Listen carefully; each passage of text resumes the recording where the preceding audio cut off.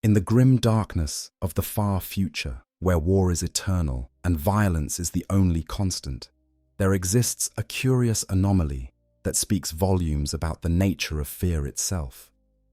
The Orks, those green-skinned killing machines who live only for battle, who charge headlong into gunfire with bellowing war cries, who consider death in combat the highest honor achievable, refuse to fight one particular enemy.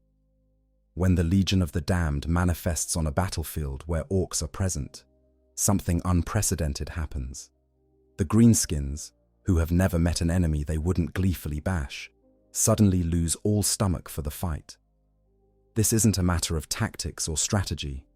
Orks don't retreat because they've calculated their odds of survival. They don't withdraw because they're being outflanked or outgunned. When the Legion of the Damned arrives, Orks simply stop fighting. They flee. They scatter. They abandon their beloved scrap in ways that would be utterly unthinkable under any other circumstances. To understand why this happens, we need to delve deep into the psychology of the Ork mind, the supernatural nature of the Legion of the Damned, and the terrifying intersection where these two forces collide. The Legion of the Damned represents one of the Imperium's most mysterious and terrifying assets. These spectral warriors appear without warning on battlefields across the galaxy, wreathed in ghostly flames that burn but do not consume, their black armor adorned with skeletal imagery that seems to move and writhe in the firelight. They are warriors who exist between life and death, between the material realm and the warp, manifesting only when the Imperium's need is most desperate and hope has all but extinguished. Chief Librarian Varro Tagurius of the Ultramarines witnessed their intervention during the Ork invasion of Andraxis in 922 to M41, and his testimony provides one of the few detailed accounts of what happens when these supernatural soldiers face the greenskin menace. His words, preserved in the archives of Macragge, paint a picture of devastation so complete, so psychologically overwhelming, that it shattered the morale of an entire Ork horde. Never before or since have I seen fighting such as I witnessed when that host fell upon the Orks, Tagurius reported. Seizing the moment, I regrouped my company and led them once more into the fray, yet there was little work for us, for the greenskins lacked stomach for the fight. Think about those words carefully. The greenskins lacked stomach for the fight. This is a species that considers running away from battle to be the greatest shame imaginable. These are creatures who will charge into minefields, assault fortified positions with nothing but crude axes, and gleefully throw themselves at enemies 10 times their size just for the joy of a good scrap. Yet when the Legion of the Damned appeared, they simply stopped fighting. They lost their will to continue the battle. Something about these spectral warriors bypassed every instinct that makes an Ork what it is, and replaced their natural aggression with something that looked disturbingly like fear. But fear, as we understand it, isn't something Orks typically experience. Oh, they can be intimidated by bigger, stronger Orks. They'll back down from a war boss who's proven himself in combat. But that's not fear in the way humans understand it. That's recognition of dominance within their social hierarchy. True fear, the kind that makes you question your own existence, the kind that makes you want to cease existing rather than face what's coming, that's foreign to the Ork psyche. Or at least, it was until they encountered the Legion of the Damned. The question that haunts Imperial scholars who study these encounters is simple. What could possibly frighten a creature that was literally engineered to be fearless? The Orks were created by the Old Ones during the War in Heaven to be living weapons, biological war machines designed to fight and kill without hesitation or doubt. Every aspect of their biology, their psychology, their very existence is oriented toward combat. They grow stronger through fighting. They reproduce through violence. Their gods, Gork and Mork, are themselves embodiments of brutal warfare. To make an Ork afraid to fight is like making water afraid to be wet. It should be impossible. Yet the evidence is undeniable. In 988 M41, an Imperial research station under siege by Ork pirates was on the verge of being overrun.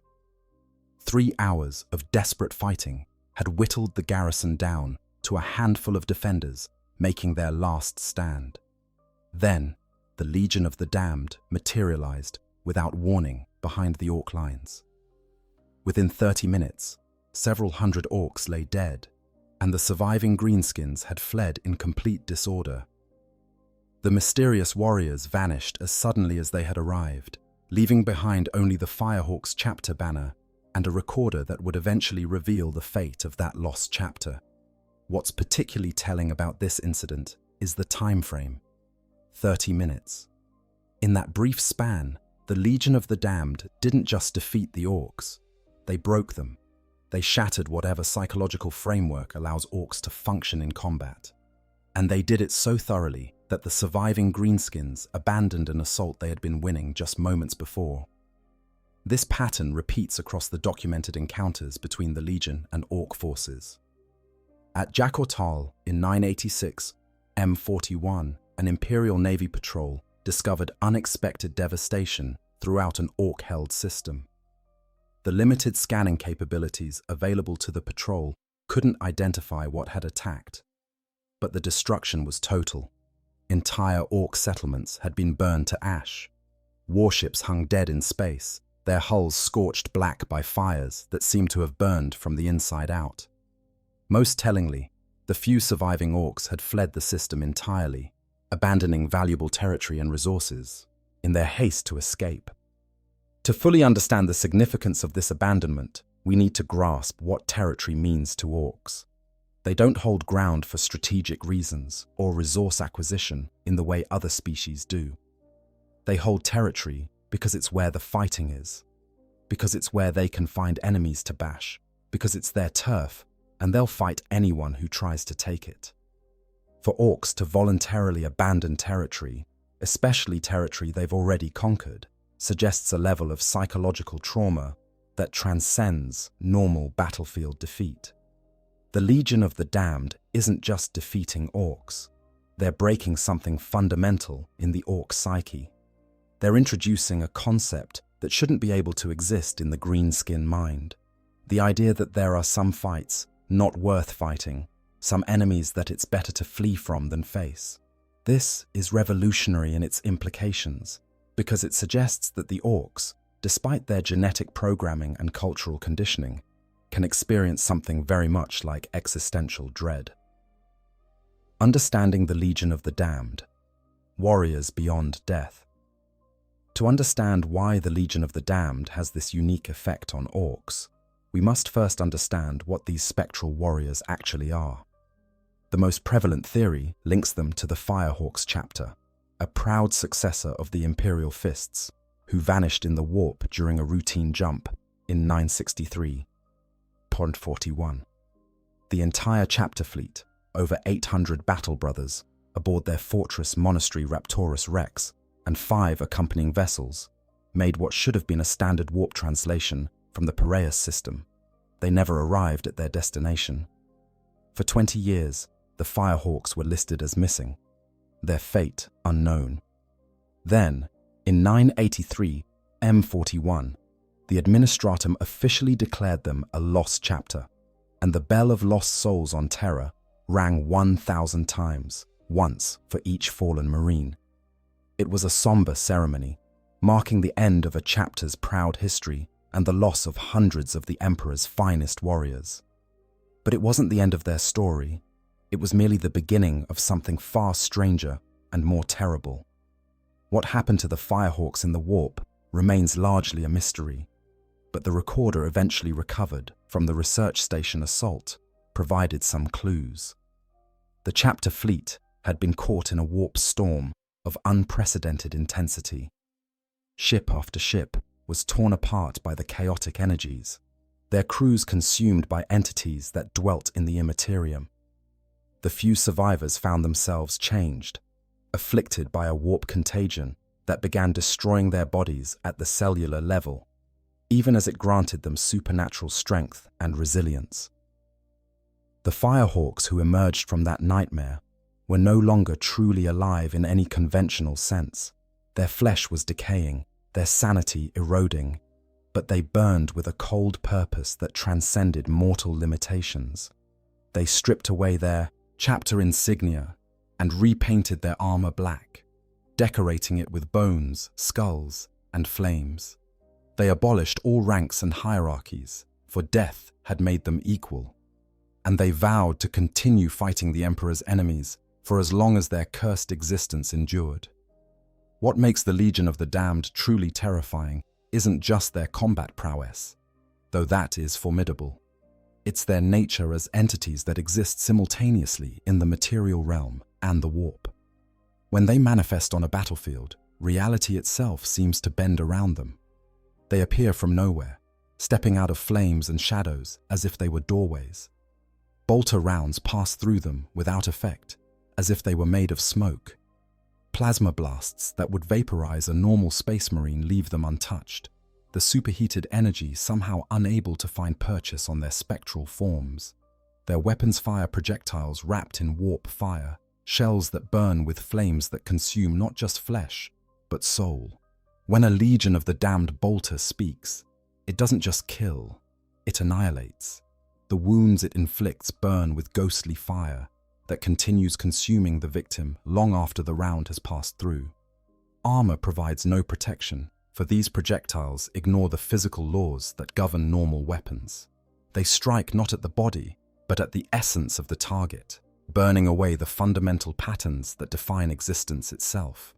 Witnesses describe the air around them growing cold despite the flames that wreath their forms. They speak of sounds that shouldn't exist, the whisper of voices that might be prayers or might be screams. The very ground beneath their feet seems to darken, as if their presence drains color and warmth from the world. They move with inhuman precision, their actions coordinated without visible communication, as if they share a single consciousness divided among many bodies. The Legion never speaks. They never request aid or give explanations for their actions. They simply appear, fight with devastating efficiency, and vanish as mysteriously as they arrived. No Imperial commander can summon them. No ritual or prayer reliably brings them forth. They operate according to some logic that transcends human understanding, appearing at moments of desperate need that somehow serve a larger purpose visible only to them. During the defense of Craftworld Idhare in 852 M41, the Legion materialized to assist the invaders, chapter in their assault on the Eldar stronghold.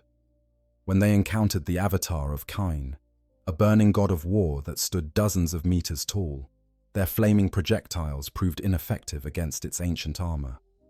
Rather than retreat or seek alternative tactics, the Legion simply collapsed the great dome under which the battle was taking place, pulling it down on themselves and their enemies alike. They vanished as the structure fell, leaving the Eldar defenders and the single surviving invader to be blasted into the void. This willingness to sacrifice themselves reveals something crucial about their nature. They don't fear death because they're already dead.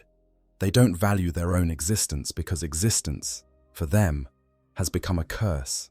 They endure only to serve the Emperor. They are warriors freed from all the limitations that make other soldiers hesitate or hold back. They can commit to actions that would be suicidal for normal troops, because suicide is meaningless when you're already a ghost. Against most enemies, this makes them devastatingly effective. Chaos Space Marines, who have seen every horror the warp can produce, still recoil from the Legion's touch. Demons, creatures of the Imperium, who should be immune to mortal weapons, burn beneath the Legion's warp fire. Even the most battle-hardened Imperial Guard veterans who fight alongside them report feeling an instinctive unease in their presence, a sense that these warriors are not quite right, that they violate some fundamental law of nature simply by existing. But against Orks, the Legion's supernatural nature produces effects that go far beyond simple combat effectiveness. To understand why, we need to examine what makes Orks tick, what drives them, and what their unique relationship with the warp actually means for how they perceive reality. The Ork psychology, living weapons with simple needs. Orks are, in many ways, the simplest and most straightforward species in the Warhammer 40,000 universe. They want to fight. That's it. That's the entirety of their ambition and desire. They don't build empires for power or glory. They don't conquer worlds for resources or territory. They don't wage war for ideological reasons or strategic objectives. They fight because fighting is what they were made to do, and they absolutely love it. This simplicity is deceptive, however, because it masks a sophisticated biological and psychic engineering that makes them one of the most successful and enduring species in the galaxy. The Old Ones, those ancient beings who seeded life across the stars and fought the Necrons in the war in heaven, created the Orks as living weapons. Every aspect of their biology serves this purpose. They grow from spores, reproducing without the need for complex social structures or child-rearing.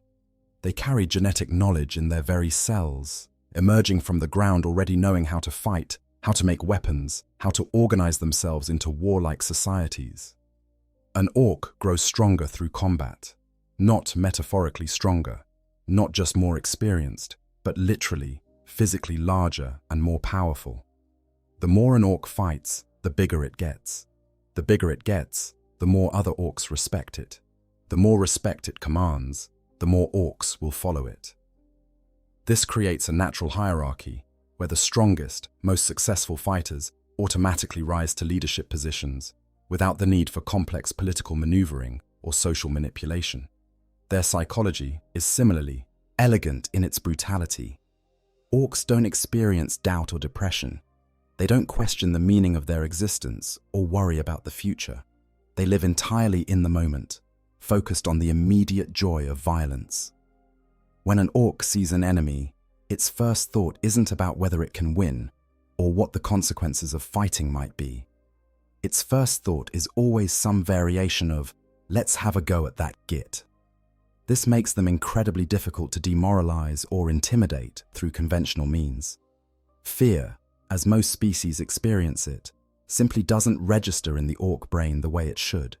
Present an Ork with an enemy 10 times its size, and it won't calculate its chances of survival. It'll get excited about what a great scrap this is going to be. Threaten an Ork with death, and it'll laugh, because dying in battle is exactly what it wants. Show an Ork overwhelming firepower, superior numbers, or tactical brilliance, and it'll just charge harder, bellowing with joy at how much fun this fight is turning out to be. This fearlessness isn't courage in the way humans understand it. Courage requires acknowledging danger and choosing to face it anyway. Orks don't acknowledge danger in the first place. They don't process threats the way other species do. Their brains are wired to convert every stimulus into excitement about potential violence. See an enemy? That's exciting because you can fight it. Hear gunfire? That's exciting because there's a scrap happening somewhere. Smell burning promethium? That's exciting because it means there's a big fight going on. The few things that can make Orks hesitate aren't really fear in the conventional sense. A smaller Ork will back down from a larger one, but that's not because it's afraid of getting hurt. It's because the larger Ork has proven itself to be the better fighter, and challenging it would be pointless rather than frightening. Orks will sometimes retreat from losing battles, but not because they're afraid of dying. They retreat because the fun has gone out of the fight, because they're not winning anymore, and winning is what makes fighting enjoyable. Even pain doesn't affect Orks the way it affects other species.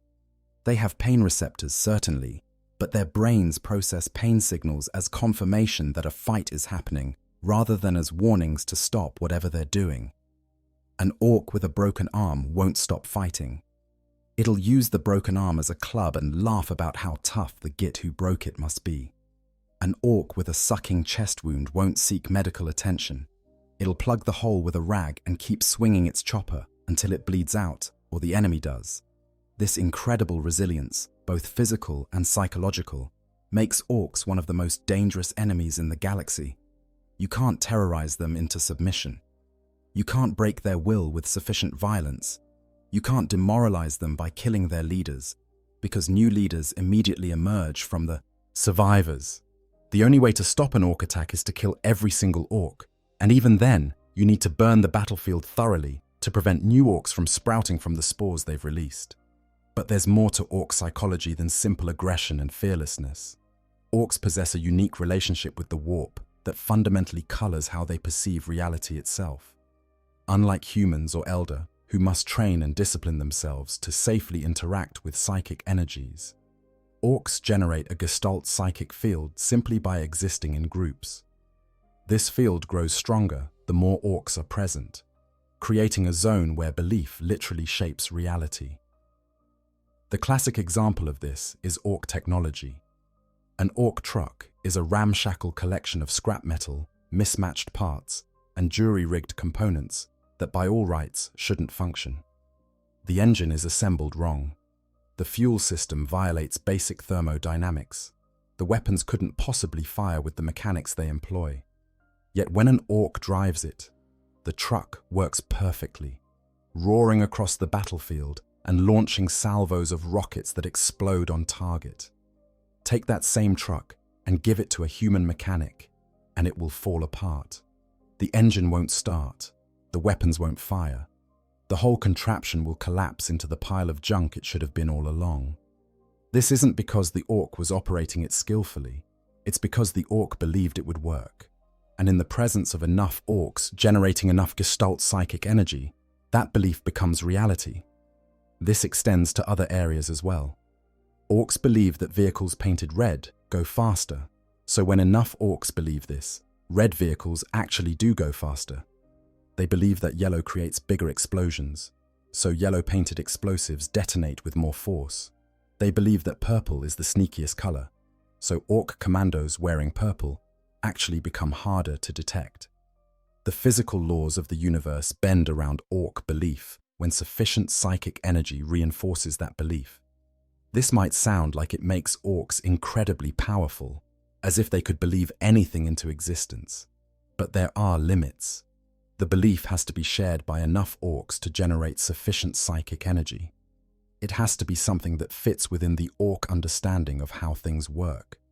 And it can't be so abstract that orcs can't conceptualize it properly. Orcs can't just believe they'll win every battle, because winning requires defeating the enemy, and the enemy is a concrete thing that fights back. They can believe their weapons will work, because weapons working is a simple, direct concept that requires no complex understanding. More importantly, this psychic field doesn't protect orcs from things they don't understand. They can believe a ramshackle truck will work because they've seen trucks work before. They can believe red makes things faster because they've seen red things go fast. But when confronted with something genuinely outside their experience, something that violates their understanding of how reality should function, the psychic field provides no comfort or protection. This is where the Legion of the Damned finds its opening. These spectral warriors don't just defeat orcs in combat. They present orcs with something their minds can't properly process, something that doesn't fit into their simple, violence-oriented worldview.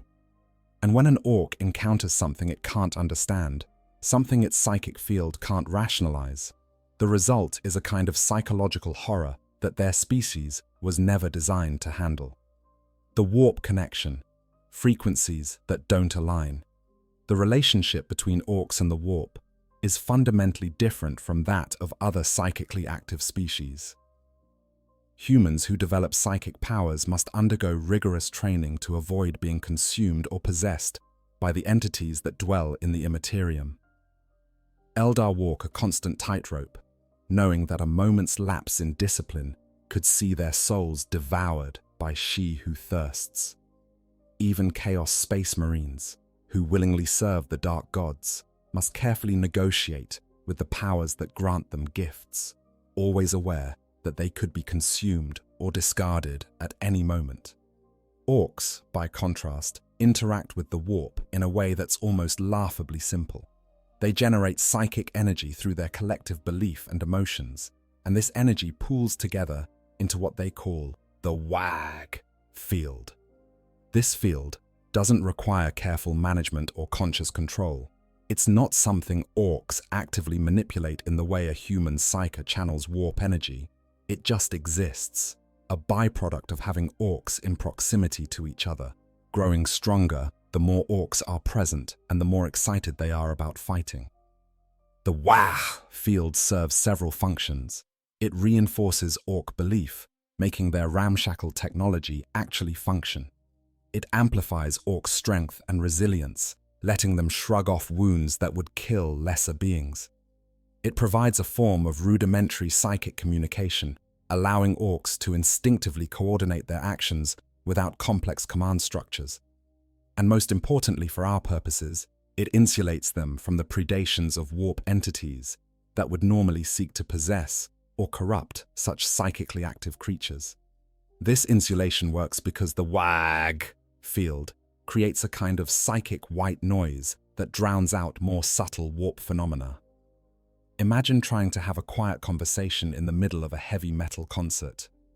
The conversation might be important, might contain vital information, but it's simply impossible to hear over the thundering music and screaming fans. That's what the Wah field does to warp entities that try to influence Orks. Their whispers and temptations simply can't be heard over the roaring psychic din of, "Wah, wah, let's have a scrap." This is why Orks are remarkably resistant to chaos corruption. The dark gods can barely make themselves heard over the racket the Orks are generating. Khorne might appreciate Ork brutality, but he can't corrupt them into serving him because they're already serving their own gods, Gork and Mork, and they're too busy having fun fighting to listen to anyone else's suggestions about who they should be killing. Nurgle could theoretically interest Orks in decay and entropy, but Orks love life and violence too much to care about philosophies of death and stagnation. Tzeentch finds no purchase in minds that don't plan beyond the next fight. Slaanesh has nothing to offer beings who already experience peak joy through the simple act of hitting things. Gork and Mork themselves are warp entities, but they're fundamentally different from the Chaos Gods. They're not sustained by abstract concepts or complex emotions. They're sustained by the simple, direct belief of millions upon millions of Orks who know that Gork is brutally cunning and Mork is cunningly brutal, and that's all they need to know. There's no theology, no religious doctrine, no complex rituals. Orks believe in Gork and Mork the way humans believe the sun will rise tomorrow. It's just an obvious fact that doesn't require examination or proof. This creates a situation where Orks exist in the warp, but not of it. They generate tremendous psychic energy, but that energy is channeled into reinforcing their own physical existence, rather than manifesting supernatural phenomena. The few Orks who can actively manipulate warp energy, the Weird Boys, don't do so through study or discipline. They're essentially psychic lightning rods who absorb the excess energy from the WAG field and discharge it in violent, uncontrolled bursts. Even then, they're not really controlling the power. They're just directing where it explodes. This means Orks have no framework for understanding warp phenomena as most species experience them. They don't see warp entities as supernatural beings from another dimension. They see them as enemies you can fight and kill, no different from any other enemy, except maybe a bit weirder looking. When Orks encounter demons, they don't recoil in horror at creatures that violate the laws of nature. They charge forward bellowing war cries, excited to fight something new and interesting. The famous case of Tuska Demon Killer illustrates this perfectly. Tuska was a war boss whose ship was invaded by a demonic entity while traveling through the warp. Rather than being terrified by this multi-headed nightmare, Tuska grabbed his power claw and charged directly at it, eventually killing the demon in single combat and adding its horns to his trophy rack. Most species would have been psychologically scarred by such an encounter. Tuska decided he liked fighting demons and led his entire WAG into the Eye of Terror, specifically to find more of them. Khorne was so impressed by this that when Tuska and his boys were eventually killed by the Blood Prince, one of Khorne's demon princes, the Blood God resurrected them every dawn to fight again for his entertainment. Tuska and his Orks are now eternally battling in Khorne's realm, dying and being reborn each day for endless combat. And they're perfectly happy with this arrangement, because it means they get to fight forever. This is the ultimate Ork paradise, and they achieved it by being too simple-minded to understand that they should have been terrified of demon princes and the domain of chaos gods. But here's the critical distinction. Orcs can fight demons because daemons, despite their supernatural origin, follow rules that orcs can understand. Daemons are big, they're scary, they're tough, but you can hit them. You can shoot them, you can kill them, even if they'll eventually reform in the warp. They exist as physical entities that can be engaged in combat using physical weapons.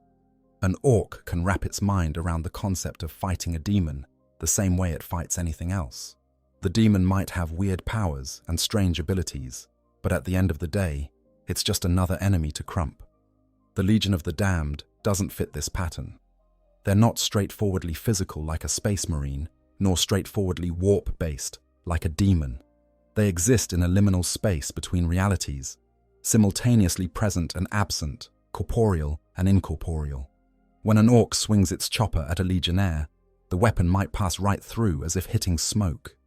When an orc fires its slugger, the bullets might strike home or might pass through entirely, with no apparent pattern to determine which will happen.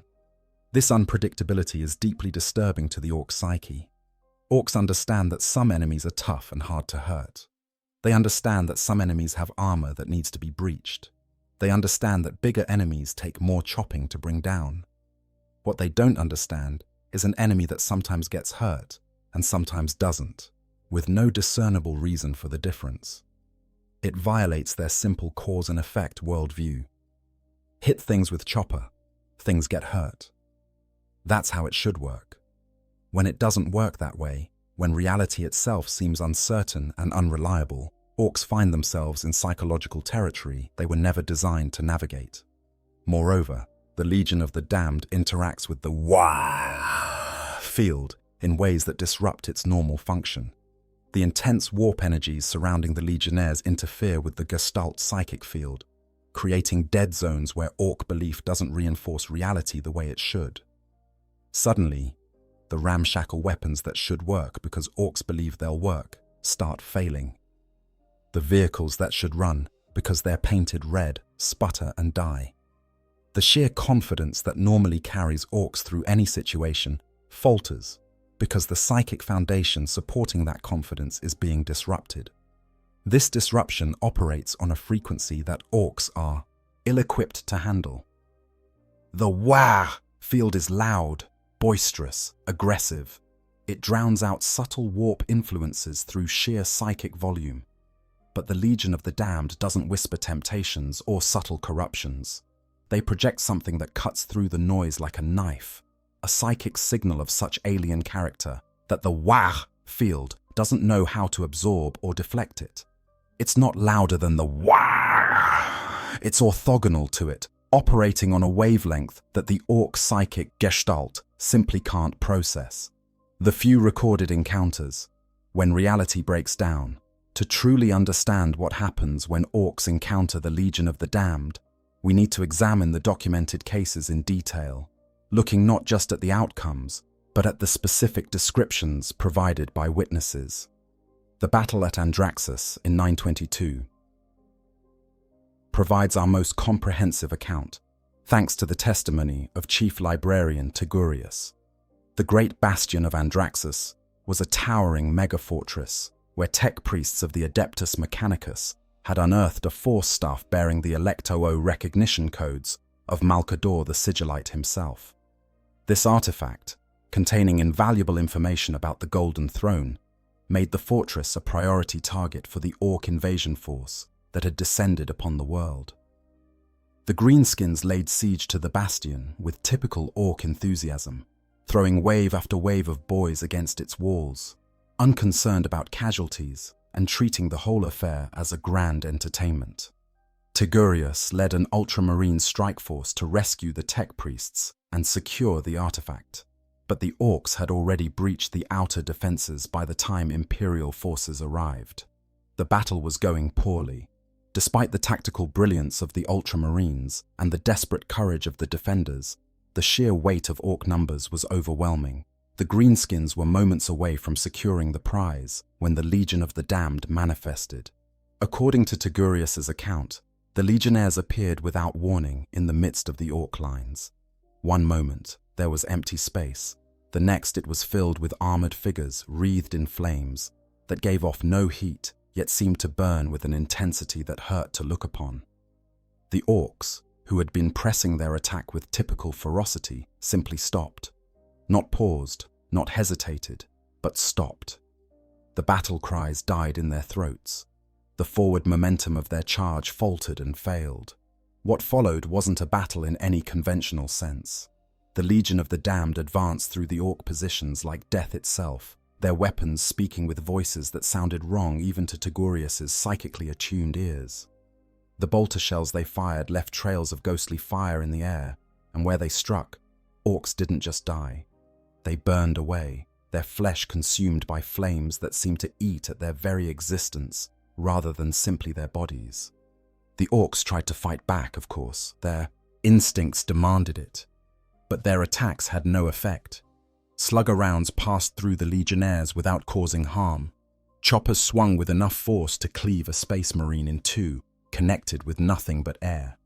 The Orcs found themselves in the impossible situation of being in a fight where they couldn't hurt the enemy, and the enemy could hurt them with impunity. This violated every principle of Orc combat philosophy. A fight should be a fight. You hit the git hits you back, and whoever hits harder wins. This wasn't that. This was something else entirely.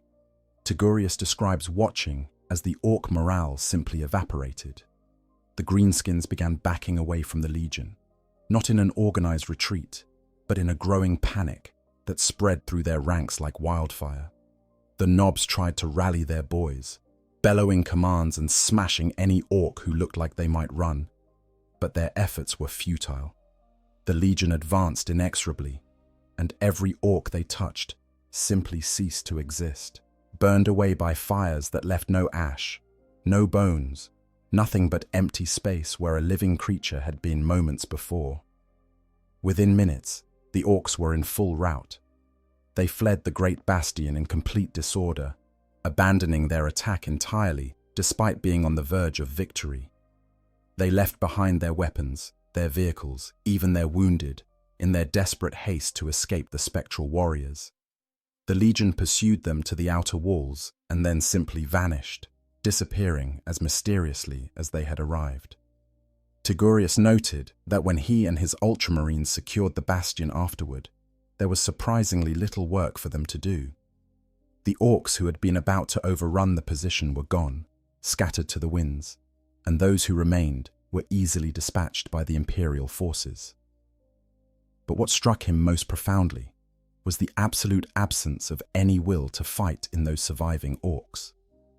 Normally, even defeated greenskins will turn and fight when cornered. These didn't. They simply cowered, and when the Ultramarines approached, some actually tried to surrender, an act so fundamentally un-Orc-like that it shocked the veteran Space Marines.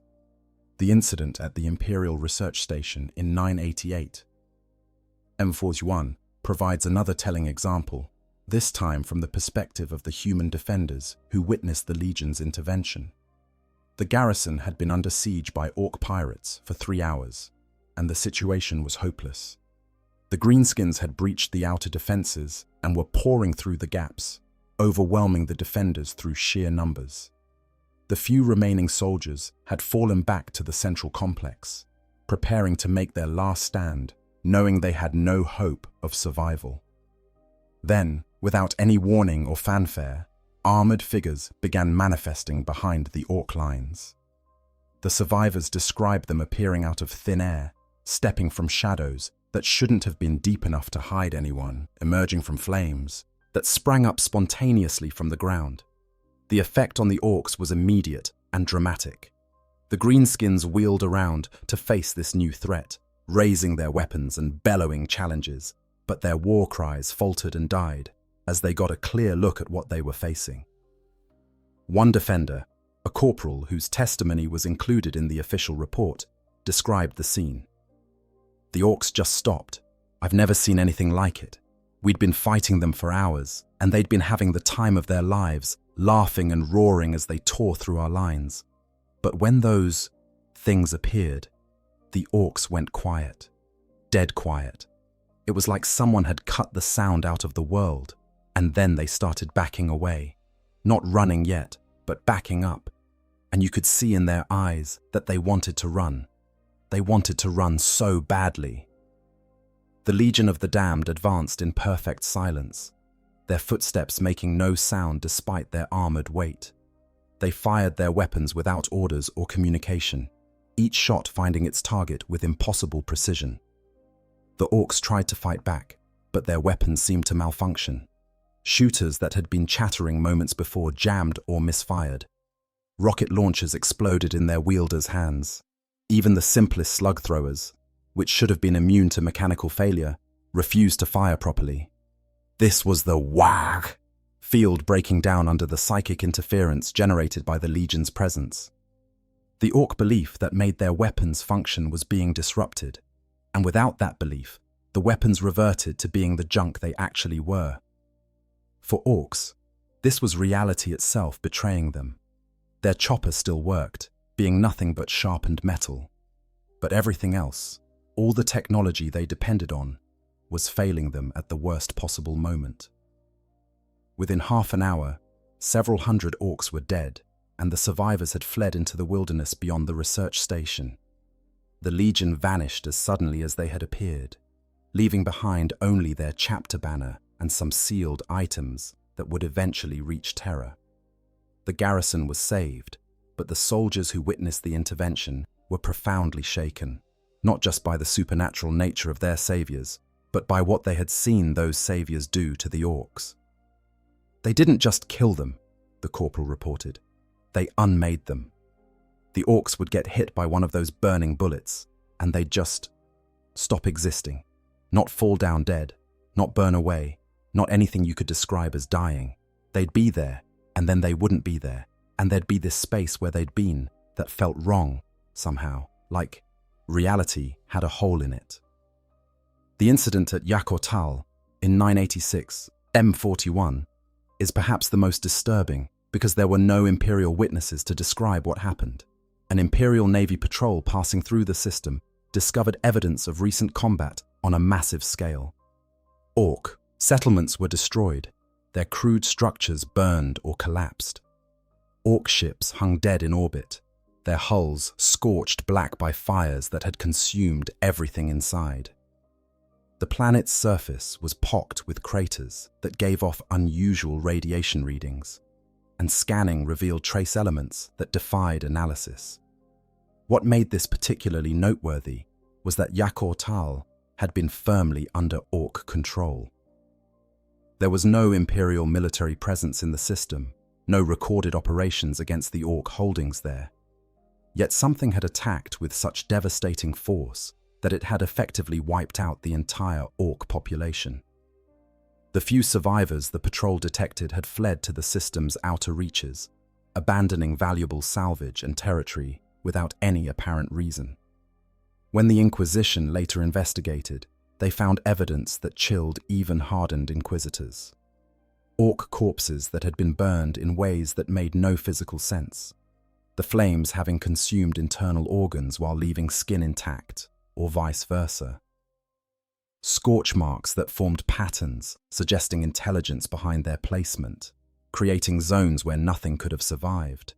And strangest of all, areas of space and planetary surface where reality itself seemed thin, as if something had worn away at the fabric of existence through mere presence. The Inquisitors concluded that this was the work of the Legion of the Damned operating independently, without direct Imperial support or coordination. They had attacked Ork holdings for reasons known only to themselves, and they had done so with such overwhelming force that even a species as resilient and numerous as the Orks had been unable to mount effective resistance.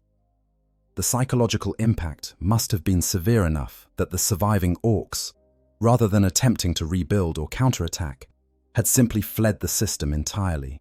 This suggests something important. The Legion of the Damned doesn't just defeat Orks in immediate combat. Their intervention creates lasting psychological trauma that affects Ork behavior for extended periods afterward. Orks who encounter the Legion and survive don't just run away in the moment. They remember. They avoid territories where the Legion has been seen. They change their behavior patterns in ways that suggest genuine fear rather than mere tactical withdrawal.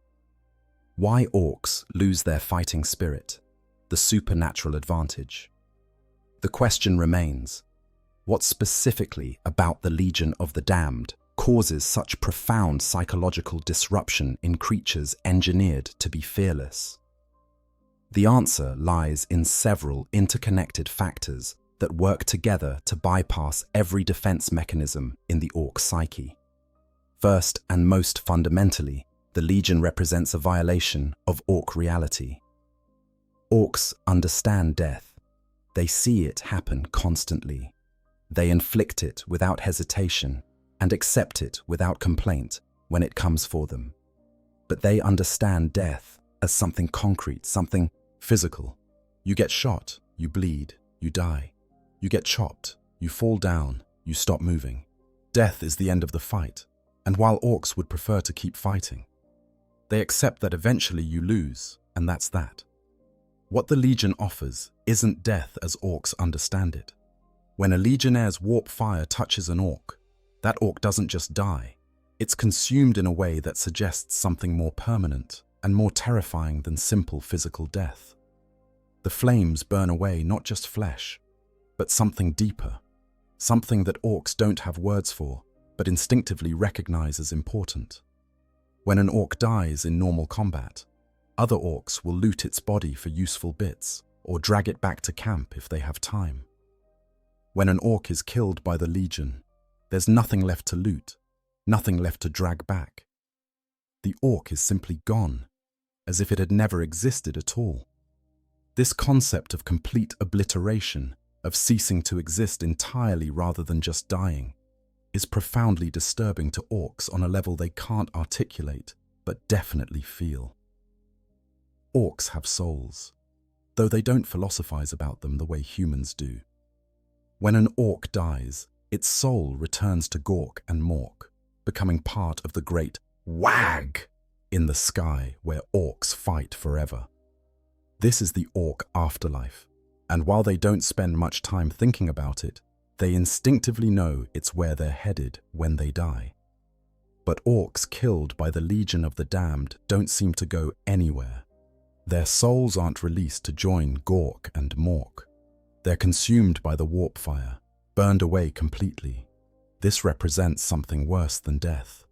This represents ending, true ending, with nothing beyond. And while Orks might not consciously understand this, on some deep, instinctive level, they recognize it and recoil from it, with a horror that transcends their normal fearlessness. Second, the Legion violates Ork understanding of how combat should work. An Ork knows that if it fights something bigger and tougher, it might lose, and that's fine. That's a good scrap. The bigger opponent earned its victory through being stronger, and there's honor in that from the Ork perspective. An Ork also knows that if it fights something smaller and weaker, it should win, and that's also fine. That's a fun scrap where you get to crump things good and proper. But the Legion of the Damned doesn't fit into this framework. They're not obviously bigger or tougher than Orks in any physical sense.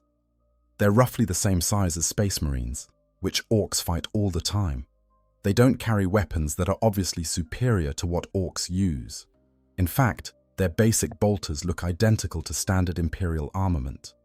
By all Ork logic, these should be opponents you can fight on roughly equal terms, hitting them while they hit you, seeing who comes out on top.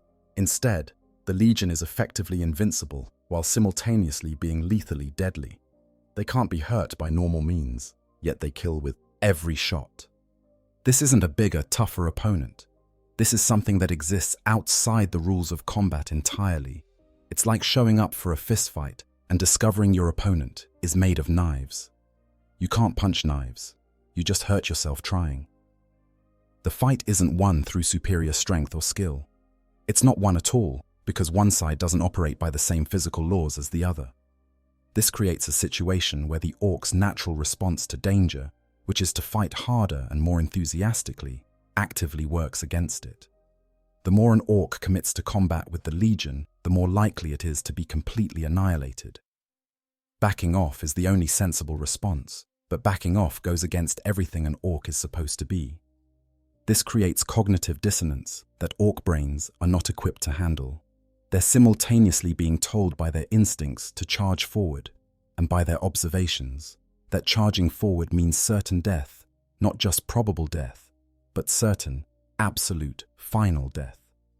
Third, the Legion generates a psychic signature that is fundamentally incompatible with the WAG field. Remember that orcs are swimming in a sea of their own psychic energy at all times.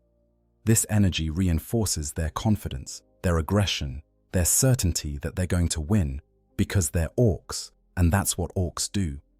It's a constant psychic background radiation of positive reinforcement, telling them that everything's going to be fine as long as they keep fighting. The Legion's presence disrupts this field. Their warp nature creates interference patterns that cause the WAG field to fluctuate and weaken. Suddenly, orcs find themselves without the psychic support structure they've depended on their entire lives. It's like having the ground fall away beneath your feet. All the certainty, all the confidence, all the sheer bloody-minded determination that makes an orc starts to drain away, and what's left is something that orcs have never experienced before: doubt. An orc in the grip of doubt is like a fish out of water. It has no framework for processing this emotion, no coping mechanisms, no way to rationalize what it's feeling. Doubt is the mind killer for orcs because their entire psychology is built on absolute certainty. They're certain they want to fight. They're certain they'll have a good time fighting. They're certain that fighting is the best and only thing worth doing. Remove that certainty, and what's left isn't a rational creature capable of making careful decisions. It's a confused, frightened thing that only knows something has gone terribly wrong, and the only response it can manage is to run away from whatever's causing this horrible feeling. Fourth, and perhaps most insidiously, the Legion of the Damned represents a form of enemy that orcs have no effective counter for. Orcs are problem solvers in their own brutish way. Enemy has tough armor? Get a bigger gun. Enemy has lots of guns. Get more boys. Enemy is too far away. Build a truck and drive at them. For every tactical problem, there's an orc solution, usually involving more violence applied more enthusiastically. But what's the solution to an enemy you can't hurt? You can't get a bigger chopper because the chopper already passes through them without effect. You can't get more boys because having more boys just means more of them getting burned away. You can't charge faster or hit harder because physical force doesn't seem to matter. The fundamental orc problem-solving methodology, which is apply more violence until the problem goes away, simply doesn't work. This is psychologically devastating because it removes the orc's sense of agency. They're not just losing a fight. They're in a situation where there's literally nothing they can do to improve their chances. No amount of trying harder, fighting better, or being more cunning will change the outcome. They're completely helpless, and helplessness is an emotion orcs were never designed to experience. The sensory nightmare: what orcs actually perceive. To fully grasp the horror of encountering the Legion of the Damned from an orc perspective, we need to examine the specific sensory experiences involved. Orcs perceive the world differently than humans do, with senses optimized for combat and crude enough that subtle distinctions don't register. But some things are so fundamentally wrong that even orc senses can't ignore them. Visually, the Legion of the Damned presents as a nightmare made manifest. Their armor is the black of absolute void, seeming to absorb light rather than reflect it. The skeletal imagery adorning their plate isn't painted on. It's formed of some substance that glows with a pale phosphorescence, creating the illusion of bones beneath the armor. The flames that wreath them burn in colors that don't exist in normal firelight, shifting between sickly greens, corpse blues, and whites so bright they hurt to look at. But it's not just the colors that are wrong. The flames move in ways that violate physics. They burn upward and downward simultaneously. They cast shadows in directions that have nothing to do with their light source. They create reflections in surfaces that shouldn't be reflective. Looking at a legionnaire for too long creates a sensation of vertigo, as if the eye is trying to make sense of something that doesn't conform to three-dimensional space. Orcs have relatively poor vision compared to humans, seeing the world in broader strokes with less detail. But they're very good at spotting things that might be threats or targets. The Legion registers to Orc eyes as definite threats, but threats that look wrong in ways that trigger deep-seated alarms in their primitive hindbrain. The shapes are right, roughly humanoid, clearly armored, obviously armed. But the details are wrong. The proportions shift slightly when you're not looking directly at them. The armor seems to be both intact and damaged simultaneously. The flames that should illuminate their features somehow make them harder to see clearly. Auditorily, the Legion creates an assault on the senses that's equally disturbing. Their footsteps make no sound despite their armored weight. This is wrong enough that Orcs notice, because sound is important in Orc combat. You hear enemies approaching. You hear their weapons firing. You hear them shouting and bellowing. Silent enemies are deeply unnatural and therefore disturbing. When the Legion's weapons fire, they make sounds, but not the right sounds. A bolter has a distinctive report, a deep bark that Orcs have heard countless times. The Legion's bolters sound similar but wrong, as if the sound is coming from far away or underwater. There are undertones and harmonics that shouldn't be present, frequencies that create a sensation of unease in anyone who hears them. And then there are the other sounds, the whispers that might be wind or might be voices, the crackling of flames that sounds almost like laughter, the faint ringing like distant bells or the chiming of shells falling on metal. These sounds come from no identifiable source and seem to exist more in the mind than in the air. Even Orcs, who aren't particularly imaginative or prone to auditory hallucinations, hear these phantom sounds and find them deeply unsettling. The smell is perhaps the most viscerally disturbing aspect for Orcs. Greenskins have a keen sense of smell, using it to identify other Orcs, track enemies, and detect danger. The Legion of the Damned generates an olfactory signature that hits every warning receptor in the Orc nose. There's the smell of burning, but not normal burning. This is burning meat, burning bone, burning hair, burning things that should never catch fire. It's the smell of crematoriums and mass graves, of bodies left to rot under a blazing sun. But underneath that smell is something worse, something that registers as fundamentally wrong at a biological level. It's not a smell that exists in nature. It's a smell that comes from the warp, from places where reality breaks down and the rules that govern existence cease to apply. Humans who smell it describe it as making them nauseous, filling them with irrational dread. Orcs, whose sense of smell is keener, experience it even more intensely. It's a smell that says death in a way that bypasses conscious thought and speaks directly to the survival instinct buried deep in every living thing. The tactile experience of encountering the Legion is equally wrong. The air around them is cold despite the flames, creating zones of temperature that don't make physical sense. You can feel heat from 10 meters away, step closer and feel cold, step closer still and feel heat again. The temperature gradients are wrong, violating thermodynamics in ways that create a sensation of vertigo and nausea. If an Orc is unfortunate enough to actually make physical contact with a Legionnaire, the experience is even worse. The armor feels solid but wrong, like touching something that's real and unreal at the same time. It's too cold, colder than metal should be, even in the vacuum of space. And there's a sensation of movement beneath the surface, as if the armor contains something that's constantly shifting and changing, despite appearing static from the outside. For Orcs, whose entire experience of combat is tactile and physical, this wrongness of touch is profoundly disturbing. You can't trust your hands to tell you what's real when they're reporting impossible sensations. You can't rely on the feedback from your weapons when they're passing through solid objects or striking nothing when they should connect with armor. The physical world, which Orcs understand implicitly through constant violence, becomes unreliable and treacherous. But perhaps the most disturbing sensory experience is what happens to orcs who are touched by the Legion's warp fire. Witnesses report that orcs struck by these burning projectiles don't react the way they should to wounds.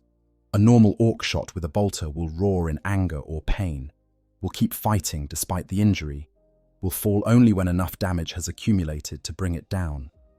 An orc touched by warp fire does something entirely different. They stop. They simply stop moving, stop fighting, stop making any sound. Their eyes, those beady red eyes that normally burn with aggression and joy of battle, go wide with something that looks disturbingly like comprehension. Like they suddenly understand something terrible and fundamental about the universe.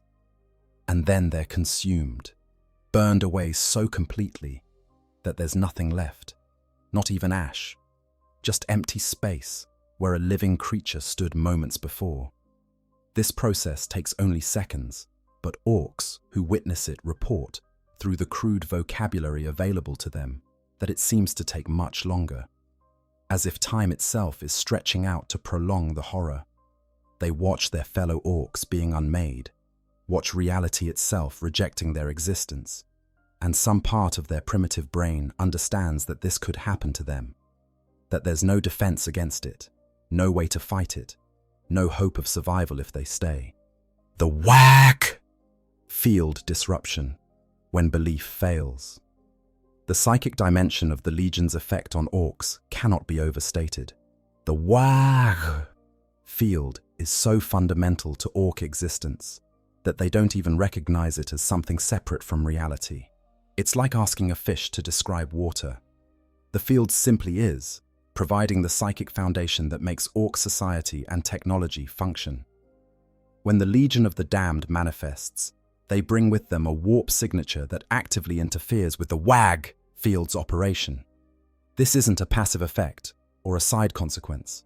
It's an active disruption caused by the fundamental incompatibility between the nature of the WAG and the nature of whatever warp energies sustain the Legion. The WAG field is, for lack of a better term, loud. It's aggressive, boisterous, simple, and direct. It's the psychic equivalent of a football stadium full of fans all screaming for their team. Individual thoughts and emotions get lost in the collective roar, creating a unified psychic presence that reinforces orc confidence and aggression. The Legion's warp presence is different. It's quiet, but penetrating, like a high-frequency tone that cuts through noise rather than competing with it. It doesn't try to outshout the WAG field.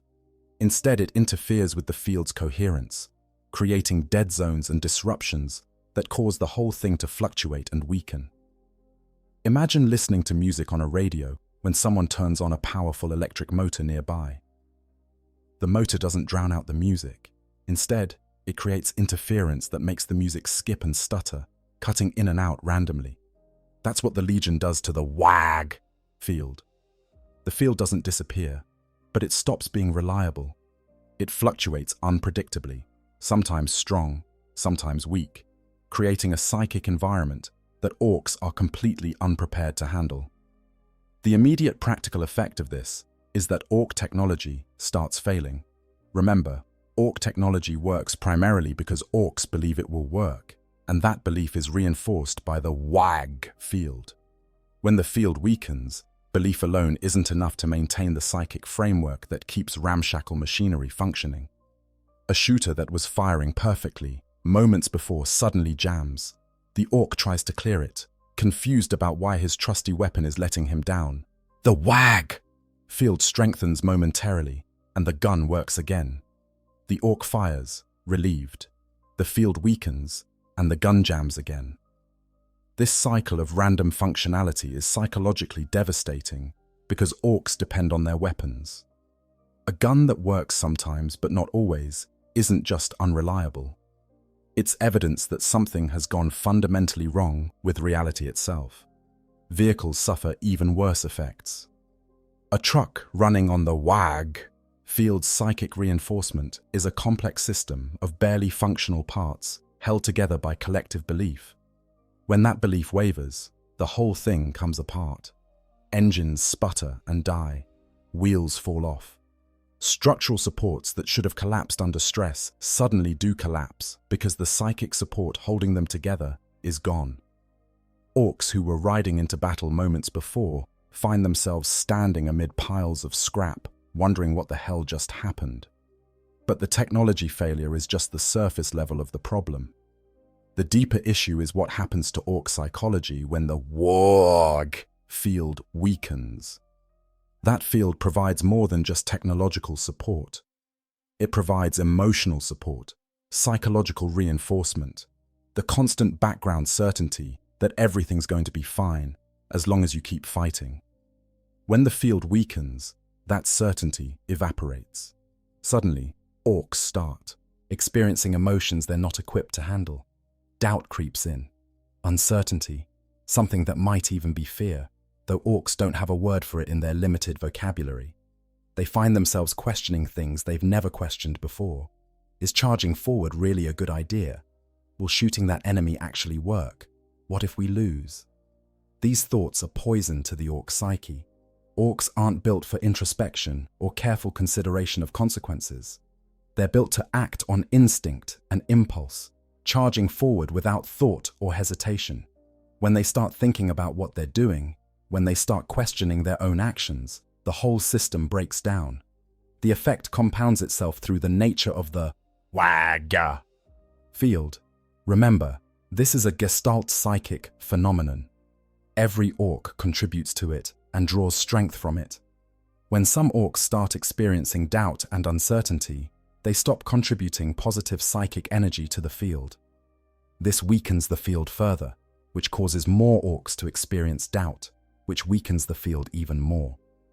It's a cascading failure that spreads through an orc mob like wildfire.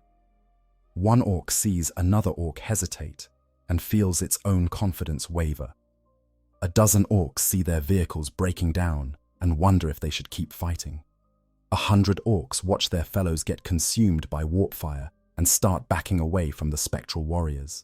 And then, suddenly, everyone's running because nobody wants to be the last orc standing when reality itself is coming apart at the seams. This is why the Legion of the Damned is so effective against orcs specifically.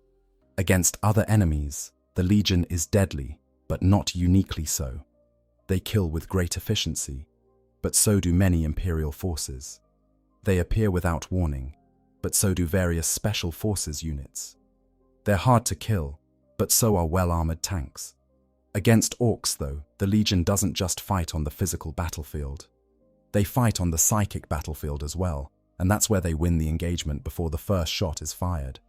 By the time the Legion actually starts killing orcs, the psychological damage is already done. The wah field is disrupted, the technological support is failing, and the orcs' confidence is shattered.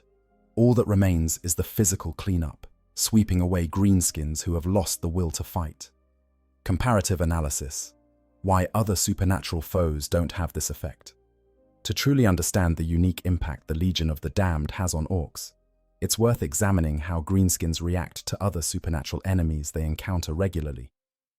Orcs fight demons, for instance, all the time, and they do so with their usual enthusiasm, despite demons being beings of pure warp energy that violate natural law with every action.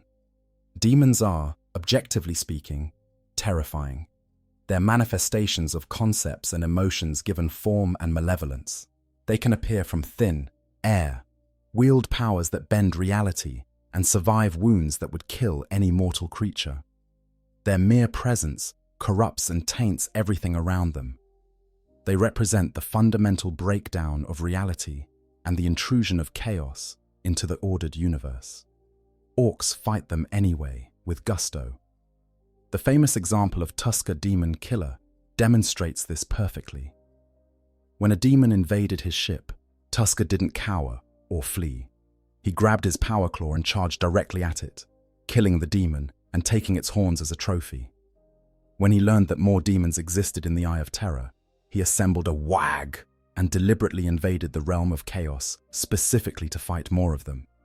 Why don't demons terrify orcs the way the Legion of the Damned does?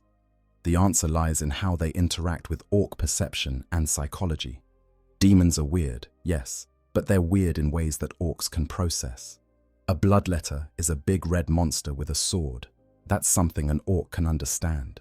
You hit it with your chopper, it tries to hit you back. Whoever wins the fight gets to keep fighting. The fact that the bloodletter is made of congealed rage from the warp is irrelevant to the orc. All that matters is that it's an enemy you can fight. Similarly, greater demons like bloodthirsters or lords of change are just bigger versions of the same principle. They're massive, powerful enemies that provide excellent scraps. The fact that they can manipulate reality or wield dark sorcery doesn't change the fundamental dynamic. You charge forward, you hit them, they hit you. Eventually one of you stops fighting. It's combat, as orcs understand it, just scaled up in intensity and weirdness. Critically, demons don't disrupt the wag field the way the Legion does. Chaos draws power from emotion and belief, and orc emotions are strong and simple.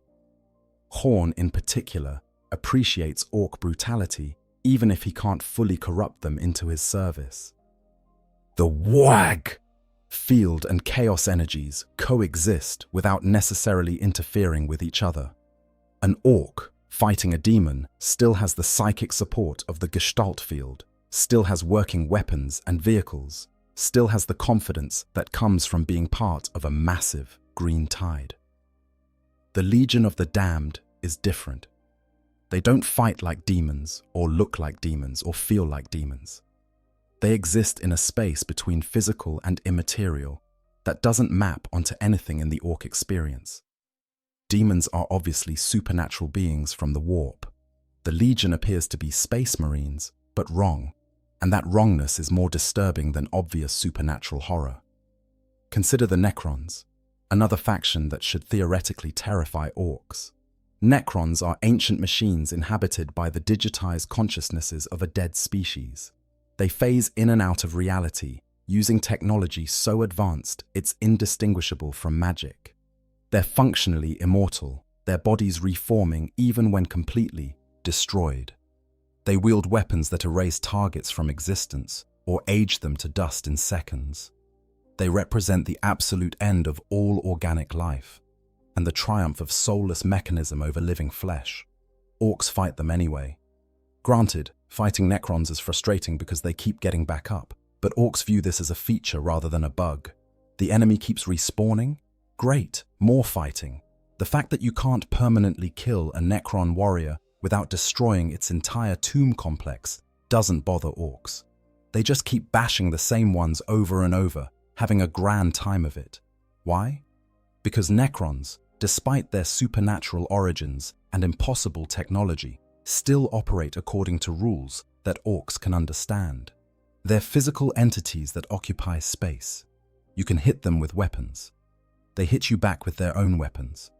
The technology might be weird, but it's still technology. It still follows cause and effect, still operates according to principles that make sense to the orc mind. Shoot the Necron falls down. Wait a bit, the Necron gets back up. Shoot it again. It's simple, straightforward, and therefore not particularly frightening. Even the Citan, reality-warping star gods that the Necrons serve, don't generate the same level of existential dread in orcs that the Legion does. The Citan are obviously powerful, obviously dangerous, obviously something that requires many orcs working together to bring down. But they're big targets. You can see them, you can shoot at them, you can organize a proper wag and mob them with sheer numbers. It might take a while, and lots of boys will die in the attempt, but it's achievable through conventional orc means. The Legion of the Damned offers no such hope. They can't be mobbed because they phase through attacks. They can't be overwhelmed with numbers because numbers don't matter when your weapons don't work. They can't be outfought because the fight isn't taking place on terms orcs can engage with.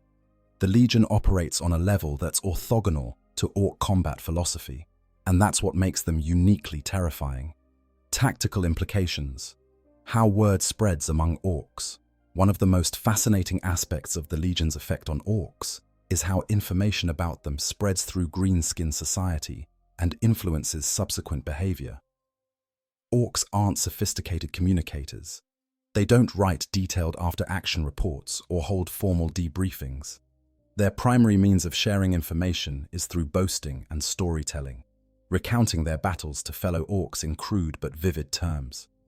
When Orks who've encountered the Legion of the Damned survive to tell the tale, they struggle to describe what they've experienced.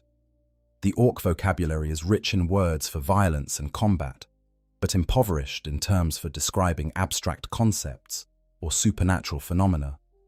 How do you explain to your fellow Orks that you encountered enemies who were there but not there? Who killed without being able to be killed? Who made your weapons stop working and your courage fail? The stories that emerge from these attempts are garbled and confusing, but they share certain common elements that other Orks instinctively recognize as genuinely frightening. The dead gets what don't die proper. The Bernie boys what ain't really there. The Black Marines what make your shooter jam and your truck fall apart. These descriptions don't make logical sense, but they convey something of the essential wrongness that characterizes encounters with the Legion. More importantly, these stories carry a psychological payload that affects Orks who hear them. Normally, when an Ork hears about a particularly tough fight, it gets excited. That sounds like a proper scrap. But stories about the Legion have the opposite effect. Orks who hear them find themselves not wanting to encounter these enemies. They make excuses for why they should go fight somewhere else. They steer their wares away from territories where the Legion has been spotted. This represents a profound shift in Ork behavior. Normally, Orks seek out the toughest fights available because that's where the best scrapping is. The bigger and meaner the enemy, the more fun it'll be to fight them. But the Legion breaks this pattern. They're not seen as a challenge to be overcome, but as something to be avoided. The stories spread a kind of mimetic fear that infects entire wags, causing them to alter their behavior in ways that would be unthinkable under normal circumstances. This has strategic implications for the Imperium. Territories where the Legion has made appearances tend to see reduced Ork activity for extended periods afterward. Ork raiders who would normally be eager to attack Imperial holdings in those regions find reasons to go elsewhere. Even when Orks do attack, they're noticeably more cautious, more willing to retreat if the battle goes poorly, less committed to achieving victory at any cost. The effect isn't permanent. Orks have short memories, and new generations of greenskins who haven't heard the stories will eventually repopulate areas the Legion has cleared. But for months or even years after a Legion intervention, the psychological impact lingers in the local Ork population. They remember, in their crude way, that there's something in this region that's not right, something that's better avoided. Some Ork warbands have even developed rituals or superstitions intended to ward off encounters with the Legion. These are crude affairs, lacking any real power, but they demonstrate that Orks are capable of developing cultural responses to threats they find genuinely frightening. Painting certain symbols on their vehicles, avoiding specific battle sites, making offerings to Gork and Mork for protection. All behaviors that suggest the Legion occupies a unique place in the Ork psyche. There are reports of Ork war bosses who've encountered the Legion and survived, deliberately steering their forces away from certain targets or territories. When questioned by other Orks about why they're not attacking what appears to be a soft target, these war bosses struggle to articulate their reasoning. "Just don't feel right," they'll say, or "got a bad feeling about that place." This is extraordinary for Orks, who normally don't have feelings about anything except how much they want to hit it. The tactical implications extend beyond simple avoidance.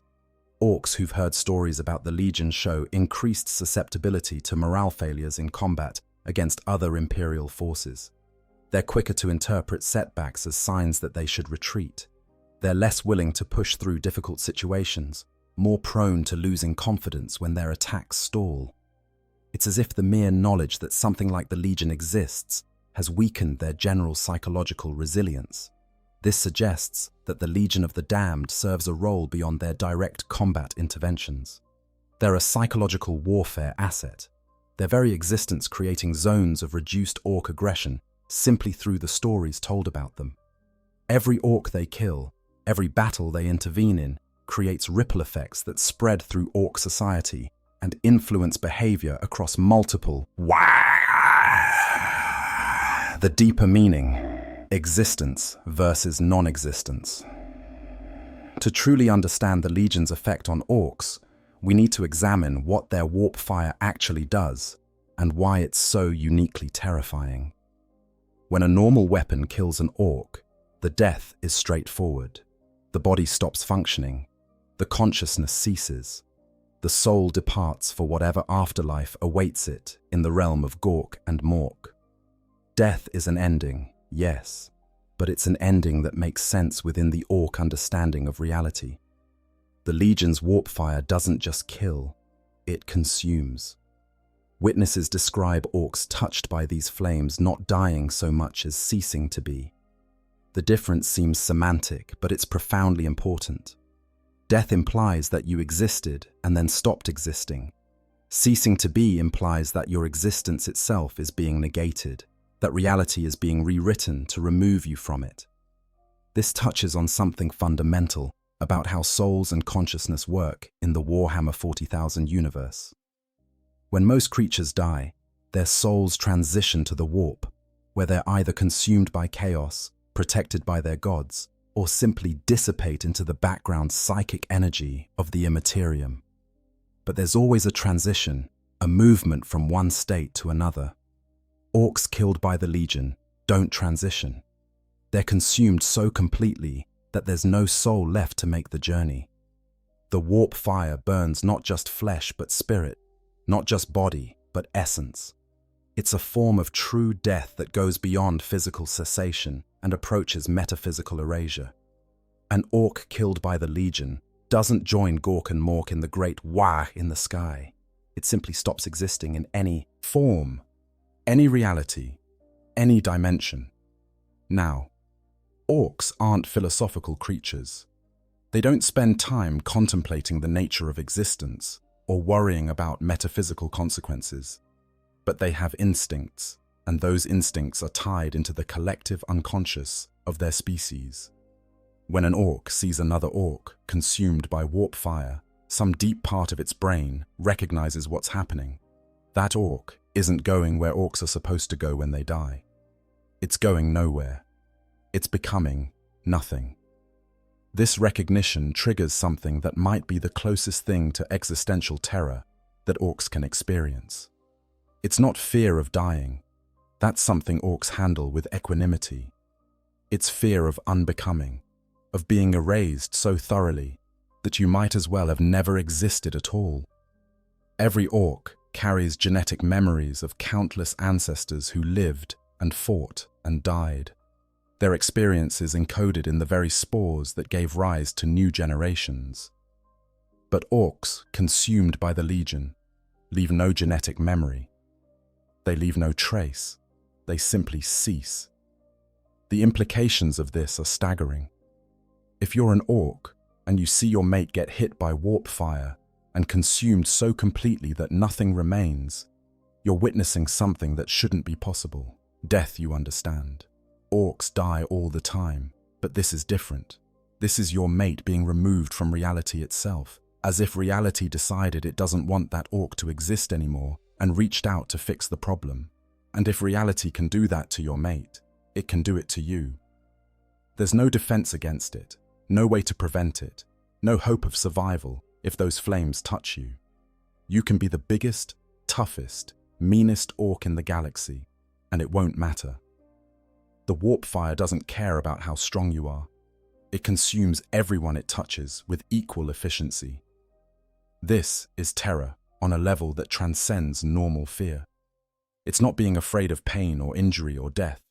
It's being afraid of ceasing to be real, of having your existence revoked. And while Orks can't articulate this fear philosophically, they feel it instinctively in their genetic code, in the deep ancestral memories that tell them this is wrong, this shouldn't happen, this violates some fundamental law of how the universe is supposed to work. The Legion of the Damned, whether intentionally or as a side effect of their cursed existence, has become the answer to an eternal question.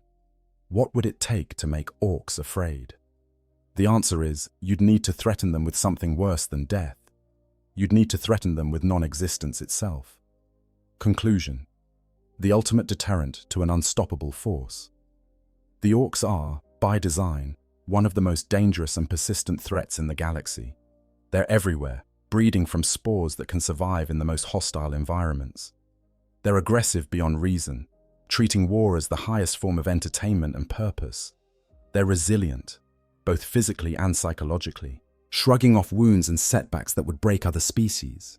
They're adaptable, generating new technology and tactics through genetic memory and crude experimentation. Against such an enemy, conventional warfare can achieve local victories, but never final solutions. You can defeat an Ork, kill every greenskin in a system, burn the battlefields to ash, and within years, new Orks will sprout from the spores left behind. The endless cycle of Ork warfare seems unstoppable, an eternal plague that the Imperium must constantly fight, but can never truly eliminate. And yet, the Legion of the Damned has discovered, perhaps by accident, the one thing that makes Orks stop fighting: the threat of complete erasure. Not death, which Orks accept with enthusiasm. Not defeat, which they shrug off and try again. But the absolute negation of existence itself. The burning away of body and soul so completely that nothing remains to carry forward into any afterlife or memory. The psychological impact of this threat bypasses every defense mechanism in the Ork psyche. Their fearlessness becomes irrelevant when confronted with something that operates outside the rules of combat they understand. Their resilience becomes meaningless when wounds can't be healed because the victim has ceased to exist. Their numbers become a liability when each Ork consumed weakens the field that sustains them all. The documented encounters between the Legion and Ork forces show a consistent pattern. The Orks fight initially because that's what Orks do. Then the Legion's true nature becomes apparent. Reality begins to break down. The field fails, and the Orks who can still run do so. Those who can't run are consumed utterly, leaving no trace behind. And in the aftermath, surviving Orks carry with them a psychological scar that influences their behavior, making them avoid territories where the Legion has been seen and spreading stories that frighten other Orks in ways that no conventional enemy ever could.